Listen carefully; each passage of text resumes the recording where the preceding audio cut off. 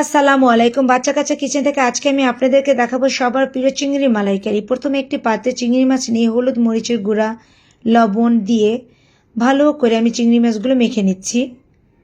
জানি প্রত্যেকটা উপকরণ চিংড়ি মাছের গায়ে খুব ভালোভাবে লেগে যায়। এবার একটি প্যানে সরিষার তেল দিয়ে ভালো করে নেড়েচেড়ে নিচ্ছি। তেলটা গরম হওয়ার পর আমি একটি একটি করে চিংড়ি মাছ প্যানের ভিতর দিয়ে দিব। এই চিংড়ি মাছটা খুব বেশিক্ষণ আমি ভাজবো না, তাহলে ভিতরে ড্রাই হয়ে যাবে। আমি খুব অল্প সময় ভাজবো, 10 থেকে 15 সেকেন্ড ভাজার পর আমি এই কালারটা আসার পরে আমি উঠিয়ে ফেলবো। দেখুন খুব সুন্দর একটা কালার চলে এসেছে। এবার একটি প্যানে তেল দিয়ে গরম মশলা দিব, দারচিনি, এলাচি, লবঙ্গ, তেজপাতা। এবার দিব আদা বাটা, রসুন বাটা, পেঁয়াজ বাটা দিয়ে হলুদ গুঁড়া, মরিচের গুঁড়া, গরম মশলার গুঁড়া, জিরা গুঁড়া,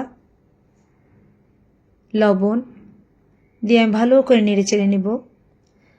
মশলাটাকে খুব ভালো করে কষিয়ে নেব। একটু পানি দিচ্ছি। এবার চিংড়ি মাছগুলো আমি দিয়ে দেব।